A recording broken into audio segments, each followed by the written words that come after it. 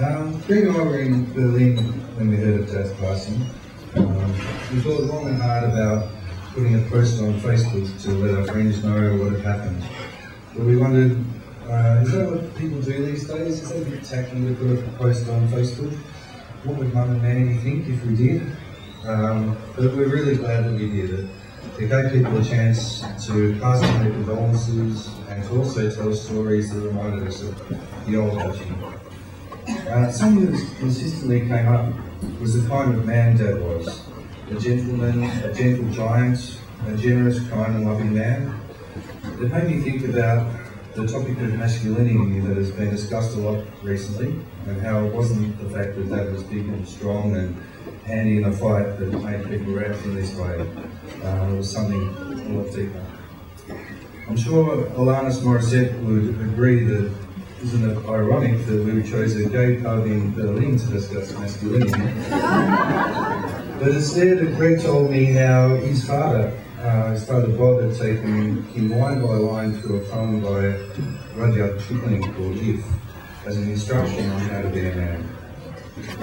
We Googled If and we read it and cried and reflected on how, even though it was written way back in 1895 as an instruction on how to be a man, there was nothing traditionally masculine in it at all. It was an instruction on how to be a good person. So I'll read it now, with thanks to Bob and Carol for raising such an amazing person, and thinking that Carol could well have read through it line by line with Dad, as it reflects the kind of person he was and the comments about him on Facebook from many of you. If you can keep your head when all about you are losing theirs and blaming it on you, if you can trust yourself when all men doubt you, but make allowance for their doubting too, if you can wait and not be tired of waiting, or being lied about, don't deal in lies, or being hated, don't give way to hating, and yet don't look too good or talk too wise. If you can dream and not make dreams your master, if you can think and not make thoughts your aim, if you can meet with triumph and disaster, and treat both those two impostors just the same, if you can bear to hear the truth you've spoken, twisted by knaves to make a trap for fools, or watch the things you've given your life to broken, and stoop and build them up with worn-out tools.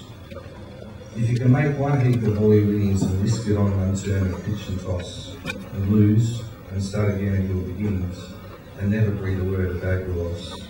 If you can force your heart and nerve and sinew to serve your turn long after they're gone, and so hold on when there is nothing in you, except the word which says to hold on. If you can talk with crowds and keep your virtue, all the things, more words will come to touch. With me that they close or open turn from the building doubt with you, but none too much. If you can fill the unforgiving minute with 60 seconds worth of distance run, yours is the earth and everything that's in it, and, which is more, you'll be a man, my son.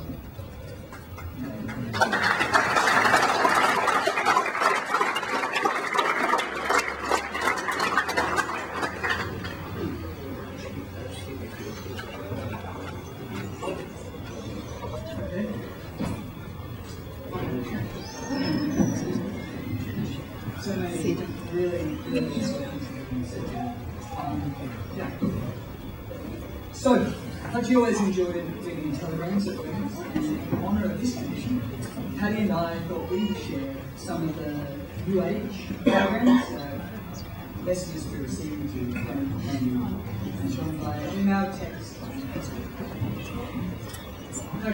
and Rod Lamborn wrote in card. It is a great room, largely like more than just physical state. Hutch was a gentle giant for all his outward toughness, and also a man of many parts, loyal to his friendships, witty and highly intelligent. Little Mandy said, "It is impossible to think of you and feel sad. Your smile, your beaming laugh, your twinkling eyes, your mischievous grin are all that I can see in my mind's eye. The big man is tall, but you'll never be felt. Like Violet, you needed an extra big body to house that enormous heart. There is nothing in the world like being wrapped in one of your arms and feeling safe and sensitive. Love you to the moon and back.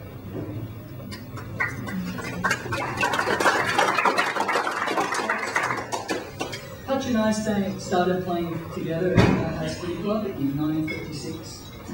Hutch was a unique personality, highly respected for all he did. The little redhead said, "I have lost my Hutch. So have I. I loved you, Hutch, for all you did and all you stood for." Speakola kept it beautifully short. The gentle giant shall rest. Hutch enjoyed a poem, so thanks to Peter Harrison for this gem. Love to Hutch and all the clan. Cast quite a shadow, your old man. Picked hearts to pickle, one of the best. Hope he's with good friends in his best. Hutchie did love his Camberwell Grammar School students, and it was nice to get this message from Tony Wilson. Hutchie, well played to the big gentleman. What a great man he was. Peter Robert, also a past you and Summer's boy, said, "Lots and lots of fond memories of a warm-hearted, droll and generous man. I can't do anything mathematical without hearing Hutchie growling in my head."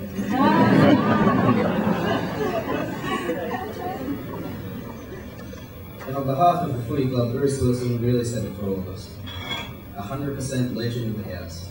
Rest in peace, great man.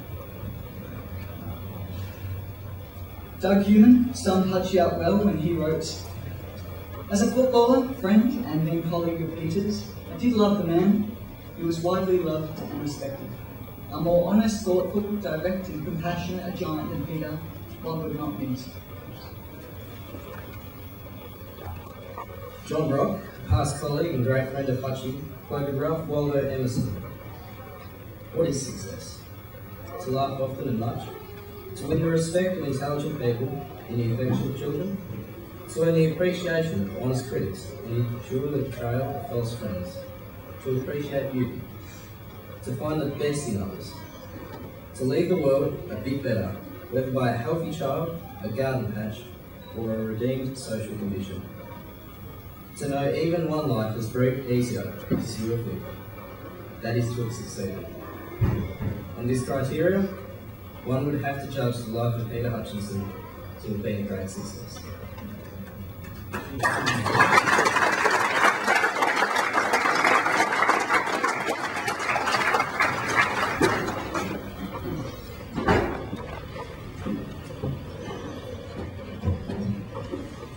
I'd like to share a story that happened to us on Grandma's birthday this year. Then to visit us in Toronto. We had this awesome house with a really cool pool. Hutchie couldn't stop looking at the pool. He headed off to the loo. Then diddly pop! When he came out, he was fully stripped down to his jocks.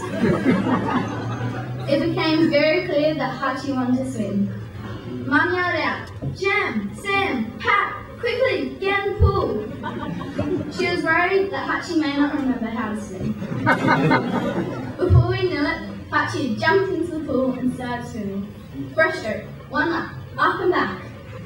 We started playing skimming ball, and the boys started to pick it down on Hutchie, Cole and Sam. And down the other end were me, Pat and Dad. Hutchie laughed and laughed. We splashed and played for ages. It was the best ever afternoon.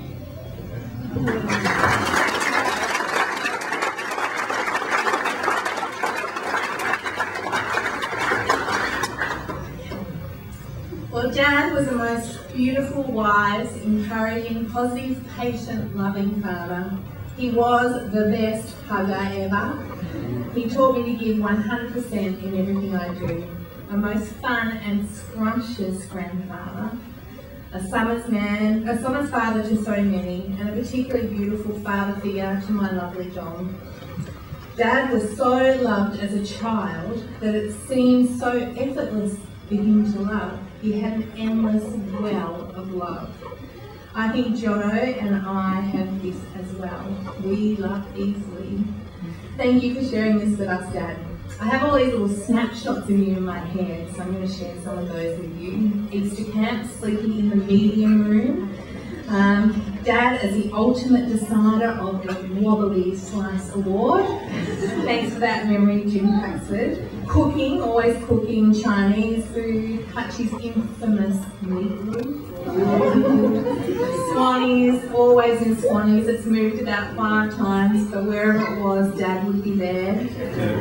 Harry and Dad checking to see if Heather and I were still in our beds in our house. Dad driving our patron Dorothy McAdam to Lady Summers Camp every January. She thought he was very special indeed. The beautiful letters I got from my dad when I was in Brazil.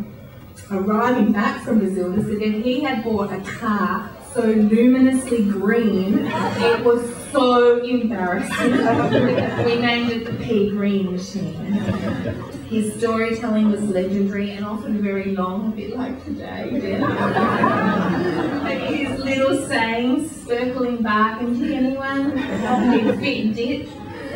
His prolific apple tarts. He was a big fighter. Demonstrating how to roller skate. Zoom, zoom. Football club rooms, the smell of the liniment, the mud, the sweat, the revelry, the war cries. His love of people and fun, parties, undies in the linen tree, wine bottling in the backyard, singing, so much singing. Dad would enter our 4-foot Clark rubber pool by launching himself over the edge. The joy John and I felt as his enormous tidal wave, the water would come crashing on us. His love of my great ability in chemistry. Sorry, Dad, you're not here to dispute that. Taking me to the church club for a counter meal after my last HSC exam. Dad was brought up by strong women. His mother, Beryl, was deliciously naughty and wise. He married a strong, beautiful woman and then had a daughter. Just like many of his friends, Woods, Harry, Jono and Jake, to name a few, Lady Summers Camp was born with the love and support of all these wonderful men. Mum and Dad have been our cheer squad. I mean, who would have pictured me milking cows? And Dad would come and milk cows, so I do think he enjoyed bringing beer to Dom in the shed more. Mum and Dad came to every event our children starred in, enthusiastically supported and were embraced by our lovely friends in our beautiful community who also in turn loved them. And thank you to those friends for being here today. Kim Wooten described my mum the other day as the most graceful woman she has ever met. She then said that I was nothing like her.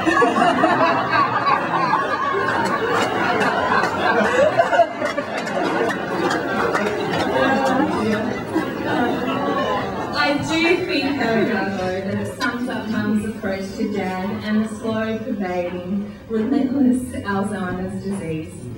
But Dad never lost his love of people and would greet everyone with his famous smile and cuddle. He went into Winmore Court in April. It was the hardest thing he had ever had to do. However, his simply remarkable ability to turn any subject back to football continued on. He also continued to be highly competitive and was so impressed when Mum was able to trounce the other residents at a highly competitive nursing home trivia competition. She's my wife, we'd say.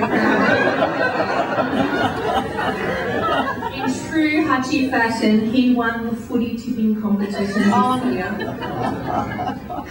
They say he was the most popular resident they have ever had. Thanks so much to all of you who visited him there. He slipped away so quietly and quickly, it took us by surprise. Thanks, my beautiful, brave mum, who seems to have an endless amount of resilience, compassion, and, as Kim says, grace. Thanks for looking after my beautiful dad. She loved him so, and he loved her. My aunties, Auntie Margaret and Auntie Mary, they took Dad to his appointments with Mum and were Mum's go-to people. Thank you. Mary sat with my Mum all day Saturday until I could get there. Mary gave me the best advice ever. Just close your eyes and listen. It's still his voice. John and Greg, the rock, if anyone knows that story about Mum's at the 70th birthday, saying that John was their rock and man, she's so funny. The rock has definitely lived up to his great reputation. You've seriously been the most wonderful support to both Mum and Dad throughout over John's world. And thanks to Greg for loving him so well. John, Sam, Patty and Gemma, thank you for being my rocks, for understanding when I've been sad, for making me laugh, for being by my side, for loving our Hutchiano as much as me. And finally, thanks to all of you for your support over the last week and the beautiful help in getting us ready for today. Thank you. A bit of a chip off the old block. Well, what a lucky girl I was to meet Pete, and then for him to marry me. It was pretty spunky. We've had 51 great years, with not too many hiccups along the way.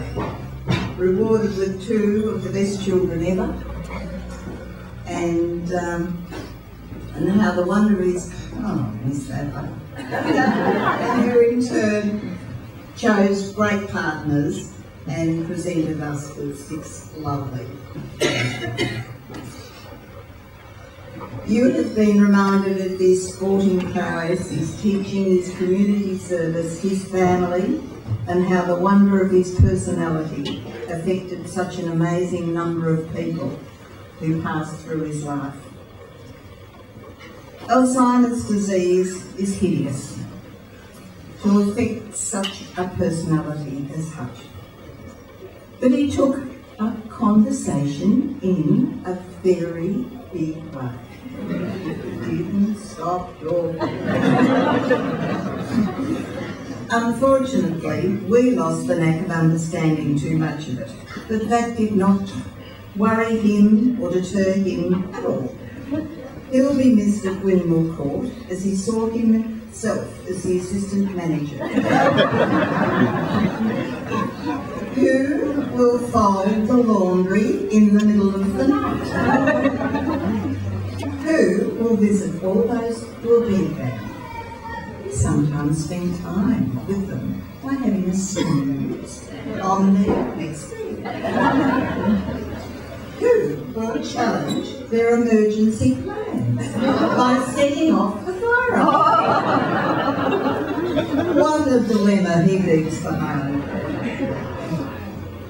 There are many people, I can't believe it, look, I'm looking around, look at you all lovely people. There are many people to thank for easing, especially his last months. His sister Mary, who remains a constant to us both. The lovely staff at Cumberland View, whom I could not fault. I'm pretty fussy. Harry, Rick, Ray, Anisha's regular contacts as they were geographically distanced. The Verrills, the O'Donohues, the McKerns and Max, plus so many of you who visited, cared, prayed and quietly supported all of us. Our sincere thanks. Now Don's got a quick, great story to tell about meeting the man, the first meeting.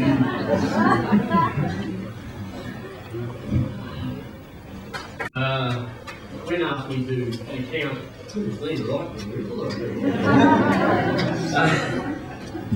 when asked me to recount, well, I'll go back a little bit. This week with all the messages and support we've had from people, a lot of people were talking about had a memory of the first time they met. And we were talking, and we said, well, you'll have to tell a story about when you first met. And, well, I'll recount as much of it as I can remember. And a lot of you know where this is headed. I've been seeing Maggie for a few months, and as these things evolve, you're invited to dinner at the parents' house, and so it was that I turned up in Risdon Drive and met the lovely Peter Hutchinson. I reminded of this story as well by going through photographs of Pete this week, and Patrick looked at a photograph of Hutchie from Nan's 21st, and he looked at him and he was in a big grey suit, microphone in hand, and front on photo, he looked enormous. And Paddy said, "Dad, you were a bit scared meeting Hutchie for the first time." He was an intimidating figure if you didn't know him. And but after probably the first hour or so, that didn't matter so much, because Peter brought out these little pewter mugs. I'm sure many of you remember these little pewter mugs. They look harmless enough. But the rate that Peter could empty them and refill them with things was truly astounding. I've been around football clubs and gone to Ag College and thought I knew about the drinking game, and no, I was playing a fair bit of catch up that evening. Anyway, we sat down to a beautiful meal with 20 of us there. She was a wonderful cook. And Pete, ever the host, said, "Would you like a glass of red wine?" Now, I'd only just started drinking red wine after meeting me. Or, as Gwen with Pete, more of a cultured edge to their partners. I thought, what a great idea. And one bottle disappeared, another appeared, it disappeared, and then a third bottle came. And then I heard some words that I was to hear often over the next 25 years as that third bottle appeared. "Oh, Peter!"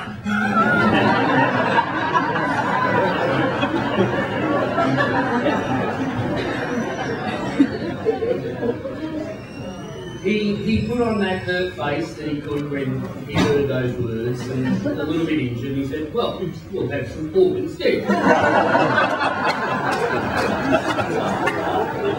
Now, I've got to say, I was already starting to lose touch with reality. But I thought, what harm could port do? Little glasses? No. Out came the Vegemite type glasses. Any of you have ever shared a pork with Pete? It wasn't something good for your health. Things started going downhill a little bit for me. I don't really remember the dessert, but it was wonderful company. I soon heard all the names of just about every powerhouse footballer in the last 50 years. I don't know if some of them are here today, but Sula, Colo, Tommy Cross. I heard, in that one evening, that first evening, I heard more about the history of the powerhouse football club than you could imagine. I was also going pretty well, being a country boy. Pete and I had a lot in common. I thought I was becoming quite witty. And then I heard that I clearly had plenty to drink. Then I heard another statement I was to hear often over the next 25 years. Well, that's the end of the port. What about a cleansing ale?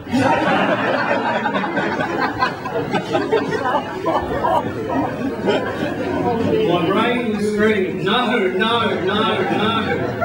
And then I heard my voice say, what a good idea.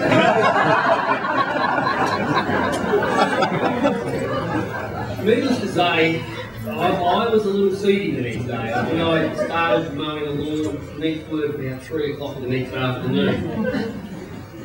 Peter, on the other hand, and as again for the next 25 years that I knew him, he was up by 7 a.m, showered, shaved, jacket and tie on, off the candle ground. Indestructible.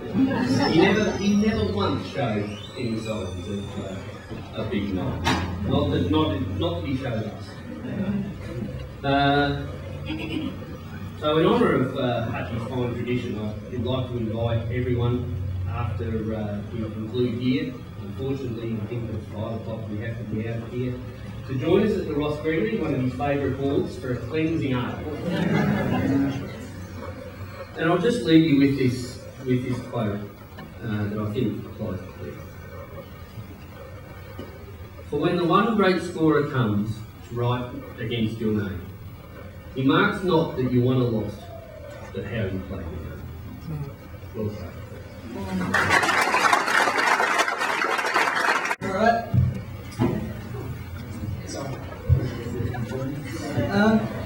As a final tribute to Angie and his amazing life and everything he shared with everyone and everything he presented, we're going to have a rendition of the Gem song. If you all please. Oh, yeah. Okay. Very good. So, all right.